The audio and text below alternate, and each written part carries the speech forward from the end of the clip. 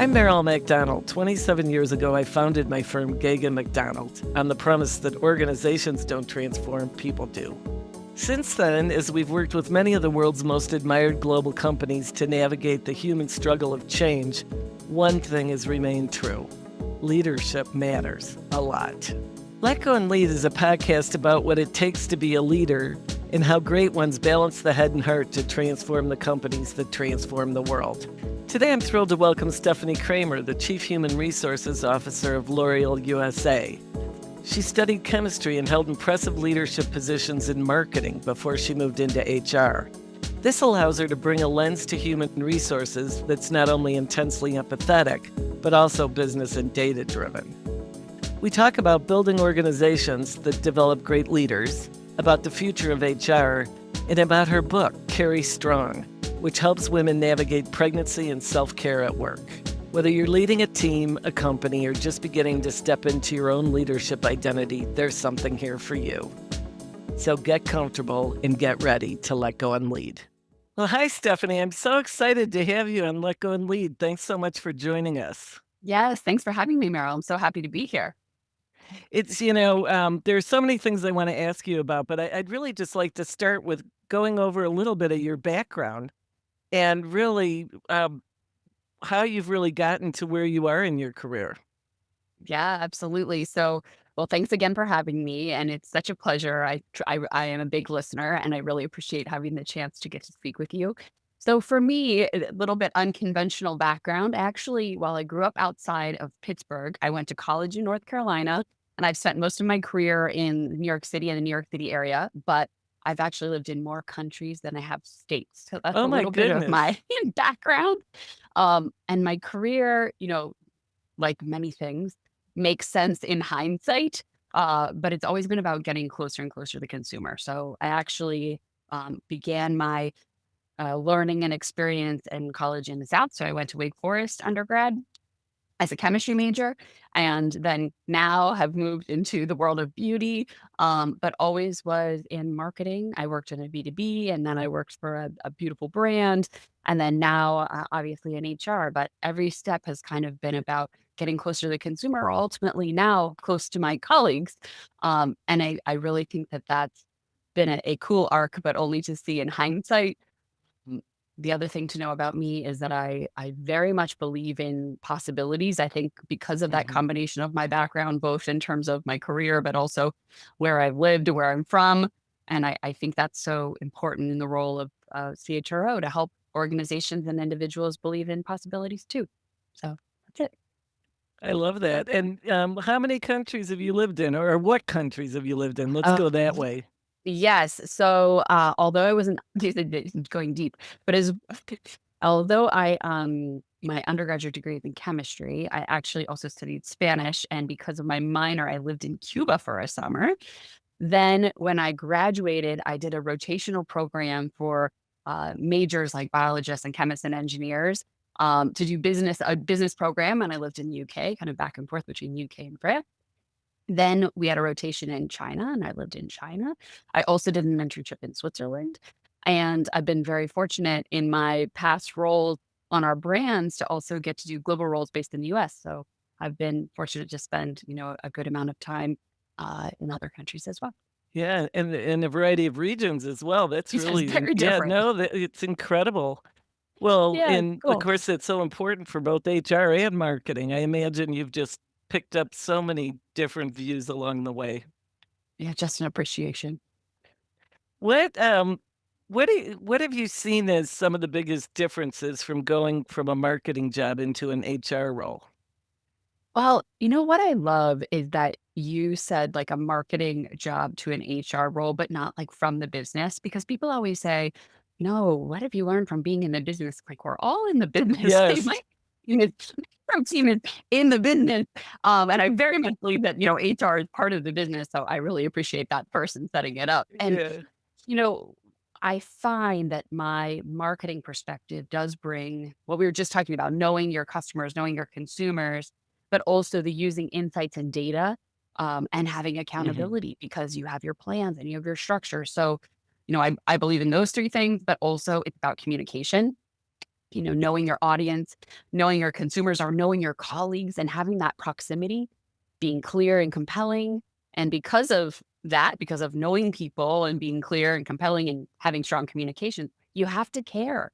And, that's the most important thing as a marketer. You need to really understand those consumer needs, look at your data and your insights, and deliver above their expectations. And that's what I try to do with my HR teams every day, whether it's about benefits or it's about leadership programs or, it's about acquisition. All of those things I think come together. So from marketing within the business together, it's that perspective, the customer, consumer, communication, insights and data, and accountability that I think are really powerful and help to kind of bring the two together in a big way.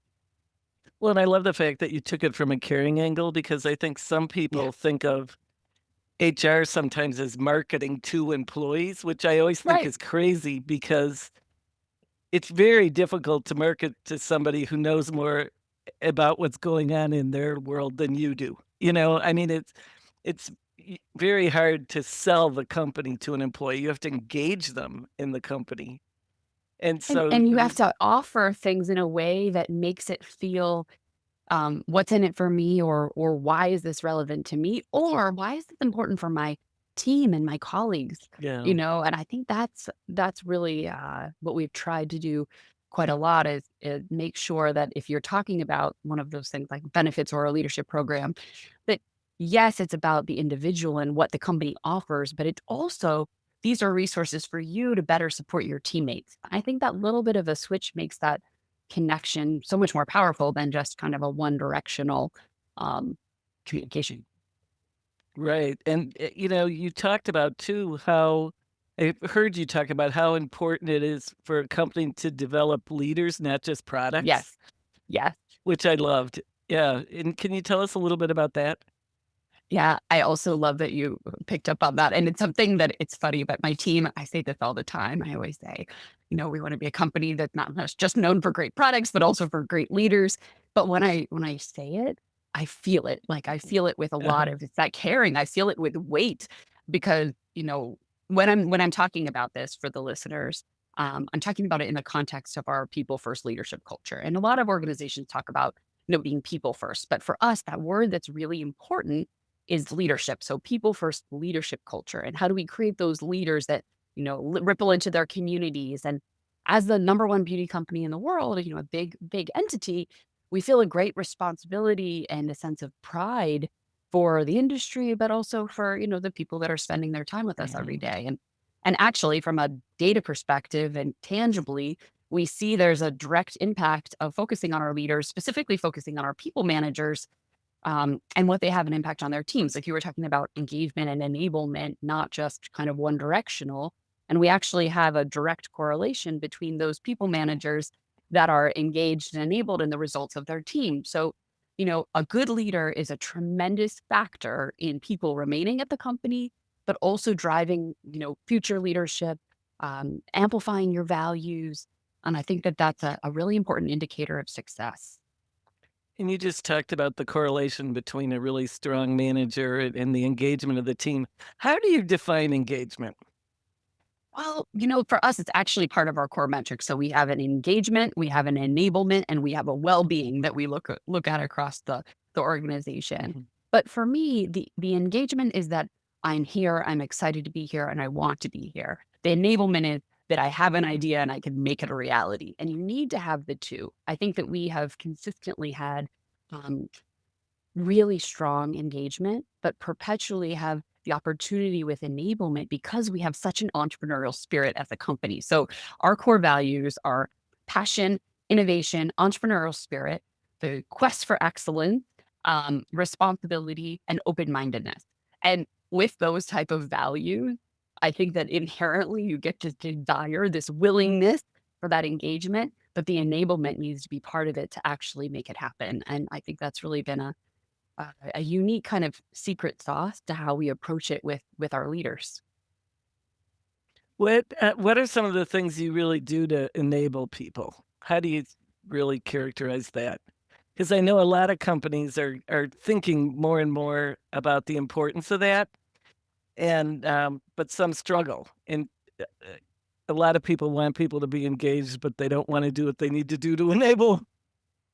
Absolutely. And, Yeah. there's, so I use a reformed marketer, but I often talk about this magic triangle.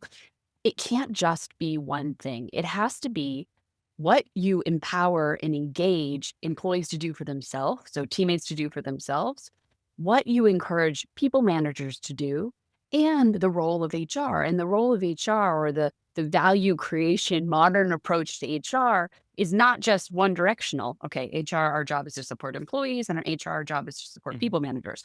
The most important thing that happens is the relationship between the people manager and the employees, and they have to be enabled and empowered by HR, and by the way, other functions as well, by their finance teams that have to help them drive for growth and unlocking resources, by IT and the technology that we utilize, and all of those things together. But I think that it's really important that you have all three different parts of that triangle, both what you need to do, but also the relationships that you need to have in order to really unlock that enablement.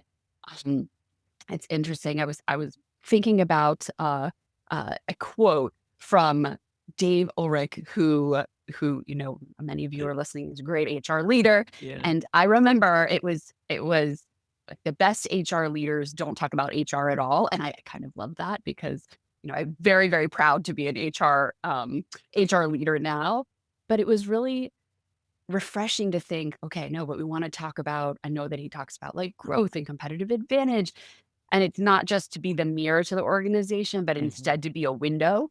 And I feel like that's the point of enablement of HR to that employee, or HR to those business leaders, or to those people managers, so that you're not just reflecting, because that to me is quite reactive, but actually you're proactive and you're engaged, and where you're helping to find those points of friction and remove them. Or if you're supposed to be providing friction because you're helping leaders to kind of think differently or challenge the status Yeah. quo. Um, but then you're moving to that proactive piece while also remaining incredibly high touch and human in the way that you approach it. Yeah. So I know you think a lot about kind of the future of HR and where it's going, and you've already discussed the whole importance of human centricity, of course. Yes. Where do Yes. you see coming up? Well, I feel like I know one of the questions that you had shared with me before we started that has given me a lot of thought is just about kind of the multifaceted nature of our roles and the speed in which we navigate change. I think that's only going to continue to accelerate. Certainly has. We've all seen it, I think, not just in the past 3 years, but in the past 3 months, in terms of how we need to be working, not just for efficiency, but for that engagement enablement. And I really encourage leaders in this moment to think about what you're trying to solve. Think about who needs to be doing what. So how do you have empowerment as the core focus of your success, and making sure that for leaders, you have them be accountable and be that leader, that manager that they wish they would have had. Also, and I'm going to give credit to one of my teammates that's very top of mind for me, so my teammate Rebecca, thank you very much. She's talking about proximity, transparency, and accountability. I already spoke a bit about accountability, but today, if we dovetail the current acceleration with technology, which will certainly unlock that enablement and engagement from an HR perspective, but also to employees individually and to people managers, you still need to have that high level of proximity. So you need to know your people.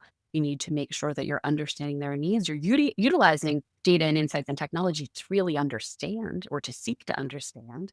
Transparency, I think, is Mhm. so key. And so I feel like we're on this accelerated move towards that higher proximity, that increase in transparency, which, by the way, we have very high touch, high proximity culture, but then also that accountability, because ultimately, even utilizing technology and tools, there's still a level of accountability, particularly within HR, where there is one of us that is responsible to the team. So I think that there's this interesting acceleration.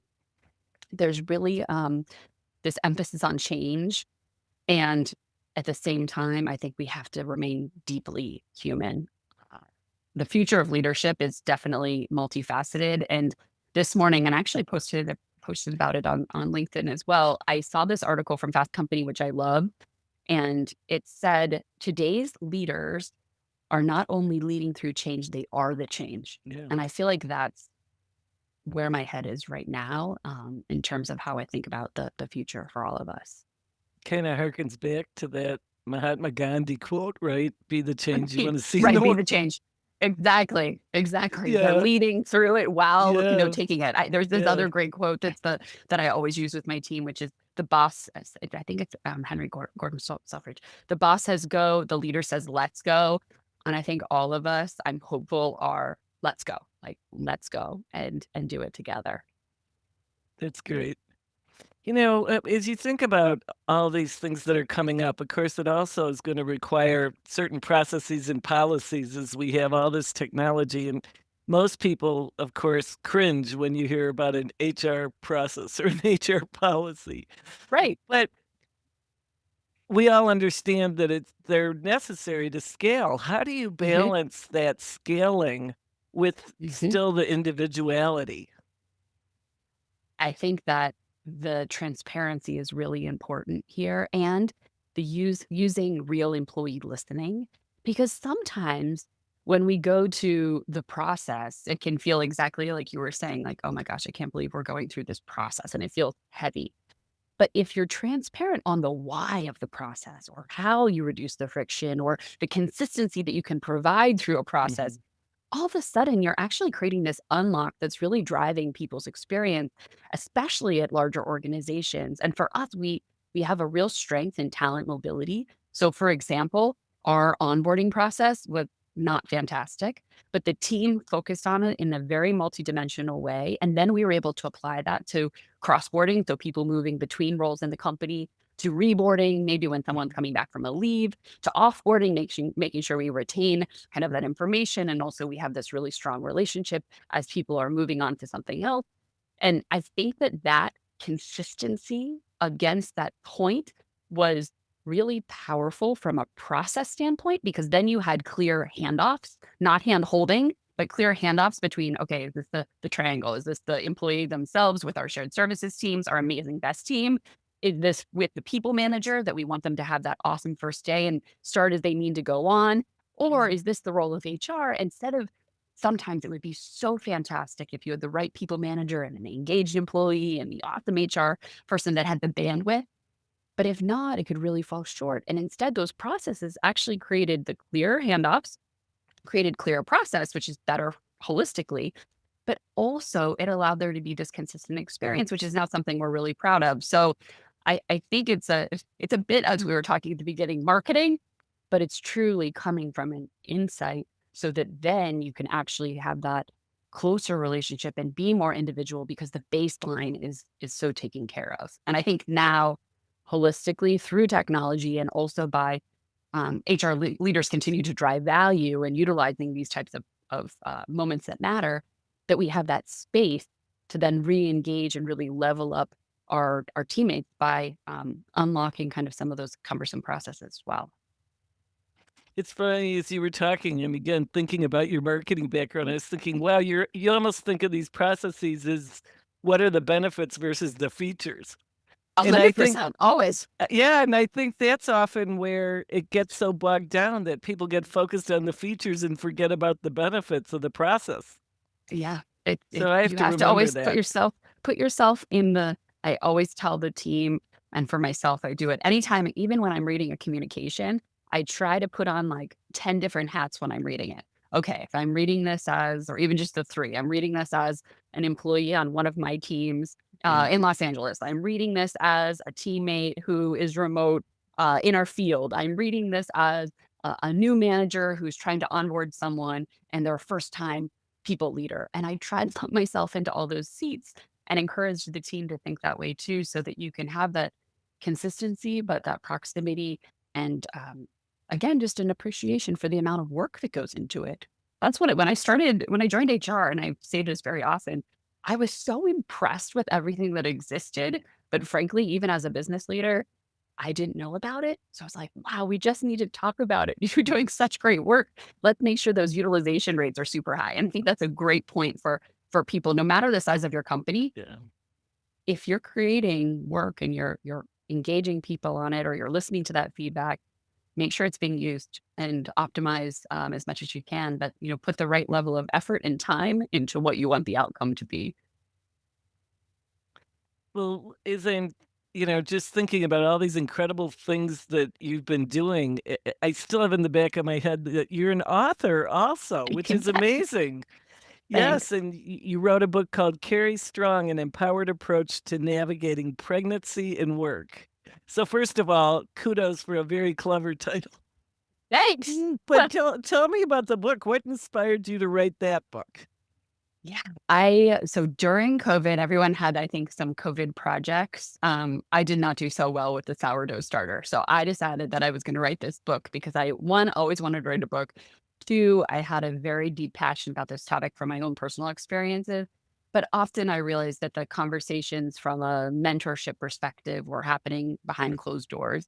So I decided to do something about it. And I started the first of 4 quantitative studies. I'm a real nerd, so that's the scientist background. I'm very proud of that. Mhm. And I decided to do quantitative studies because I knew I had my own experience that this is such a deeply personal moment that matters so much for anyone who's going through the process of the desire to even become a parent. And then concurrently, I had heard so many powerful stories. So the book is the result really of the research, but also so many stories and then, a little bit of my own experience as well. And I think that I wanted to, and I try with a lot of the different things that we do, but specifically with the book, how to flip some of these points of attrition in the pipeline, particularly when we're talking about female leaders, into points of opportunity, both for them, but also for now for companies to think about it differently. So the book is in 2 parts. There are 5 principles and there are 5 phases. The principles are perspective, community, communication, identity, and balance, and really relevant, not just obviously for pregnancy or trying to become Yeah. pregnant or even returning to work. Those are leadership principles, but then I apply them with that lens. And then for the phases, what was really important to me in the book was that we weren't just talking about maternity leave. There are amazing resources available for returning from work or even for the leave. I wanted to approach it from, I call it the BTTC. It's a message board, old acronym, but before trying to conceive, the big tell, then anticipating the great return and as you move through kind of your own timeline. But that the fact is that 50%, 1 out of 2 women said that trying to conceive, so thinking about it or trying to get pregnant, had an impact on their career. And I thought that was a really important light Hmm. to shine on this topic in a different way, including, navigating loss or complexity with fertility, but also that this can be a really amazing point of unlock and pride as well. So tell us, where can we find this book? I assume in many of the regular places, right? Yes, absolutely. Yeah. You can read it on your Kindle, you can find it on Amazon, you can buy the book. If you do buy the book, I will tell you my favorite part of the book is the very first page. It has these lines on it that says sign and share your support. And any of you who have passed on anything, whether it's a recipe book or if you're a parent, a potty training book, you kind of hand those things off with a little bit of like, here you go. And for me, I wanted it to be for people that maybe read it for them, or even, by the way, the manager of someone who was about to experience something like pregnancy or was going through it, that they had that moment of sign and share with your support. And I think one of my most powerful moments with the book and seeing it come to life was seeing a page filled with names for one of our teammates that was about to go on maternity leave. So I encourage you, if you're into it, the physical book, but also just because of that gesture. And then you also can listen to it on audiobook as well. What a cool idea for bridal shower, or not It's baby cool, showers, I right? mean. Yeah. Yes, exactly. No, that's very cool. So, one of the questions I ask everybody is, of course, related to the title of this podcast, which is Let Go and Lead. What Yeah. do you feel leaders most need to let go of? Well, first of all, just the title of this podcast, I needed to print out and put on top of my computer. Just, I think that we all need to consistently think about one where we're adding value. So the let go and lead go together with each other. So for me, my advice is that I have a mantra. It's also in the first page of Carry Strong, but I say it for everything. So it's not just related to if you're navigating pregnancy and work, but you can do it all, not at the same time, but not alone. And very often people, have that you can do it all, not at the same time, which makes sense, right? And my all is not necessarily your all, but not at the Yeah. same time also means prioritization. I don't love having to say no to things, but I much rather decide where I throw my energy behind a big yes, which always comes with a no on the other side. But the most important part of that line is the not alone. Like, who do you need? What are the things that you need to do? And what are the things you need to encourage others to help? Or, by the way, that doesn't have to be you, but you can do it all, not at the same time and not alone. And with that comes three things. One is that I very much believe in this strategic yes. So, where you're going to throw your weight and your time and your effort with that big strategic yes. What is a no and what's a not yet? So, that's a really helpful word. The second piece of advice to get to that, do it all, not at the same time, not alone.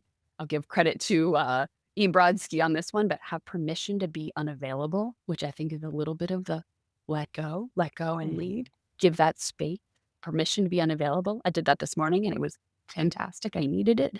And then, as my mom says, everything's better with a good night's sleep. So those are when you said let go and lead and advice, I was like, okay, clearly it's you can do it all, not at the same time, not alone. But I think that strategic yes is a really important one. And I Uh-huh. also think sometimes you just have to take some space. You just, for you and for everybody else around you, give them the breathing room and take it for yourself, especially now. When you think of or decide what is a strategic yes, what are you really going through as your checklist in your mind on that? Yeah. I guess a smarter way to ask it is what's the criteria of a strategic yes? With strategic no's, it was like being very deliberate about the things that you had to choose. But the strategic yes is what is helping drive towards either personally my goal of um, helping organizations and individuals, including my sons, reach that potential. So is this a strategic driver toward a big goal, or often people's mission, vision, and values, but does it drive toward that or towards your strategic frame? So, as an organization, Mhm. for us at L'Oreal within North America, we say, is this for our people, our consumers, and our world? And we have metrics against that. So, how does that yes help deliver against that? So, I think that your strategic yes, the ones that you need to have that again, that throw your weight behind is a really important part. And recognizing what things you need to have it be, 150% of effort and which one the 50% is okay. And that's great. But maybe it's not the most strategic one. Or what are the things you have to say no? Will this matter in 5 hours? Probably. Will it matter in 5 days? Maybe. Is it going to matter in 5 weeks? Okay. And 5 months? Not so much. Is that a strategic yes? Maybe not. But I like to give myself those kind of checkpoints to helping to make some decisions. And I find that it does a good job of not just saying yes to everything. So what's the next big yes? Oh my goodness. I it's interesting. I've been reflecting a lot for our teams because we head into, and I think like so many organizations, we're heading into the end of the year. Mm, and there can be a moment where there's this urgency to kind of get so much done before the end of the year. And I think we're also in these like burr month where everything feels very urgent and intense.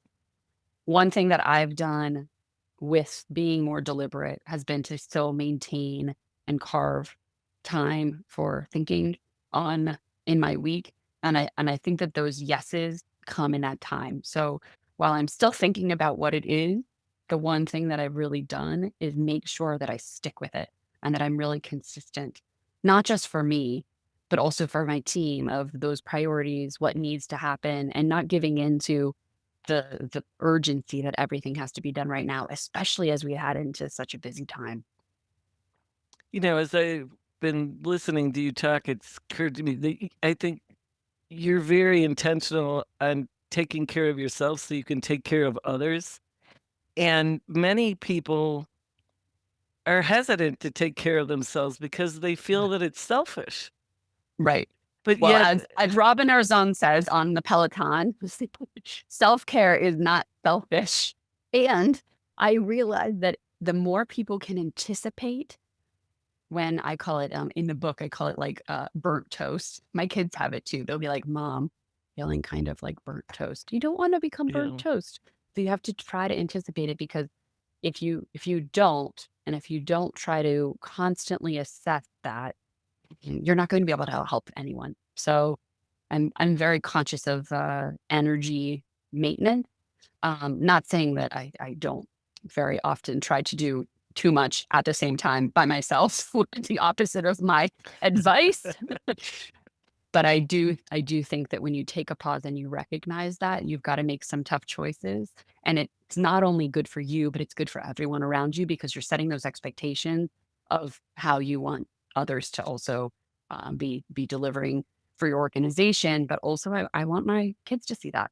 I want them to see that they have to make choices, but they also have to take care of themselves. I don't want them to think that when I'm going for a run in the morning that I'm doing it because I'm selfish. I want them to do it because it makes me stronger and healthier, also to be a better mom Mhm. with them, and to be a better leader, and better listen as a partner. And if I don't, then I know that. I know the other side of it.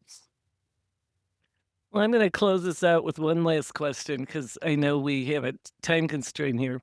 Um, and that is simply, is there anything else that you'd love to share with this audience before we sign off? I think just now, with the speed in which change occurs, with technology utilization, with all of our very busy, multidimensional lives, and not necessarily because we're not good at making choices, but because there's so many options.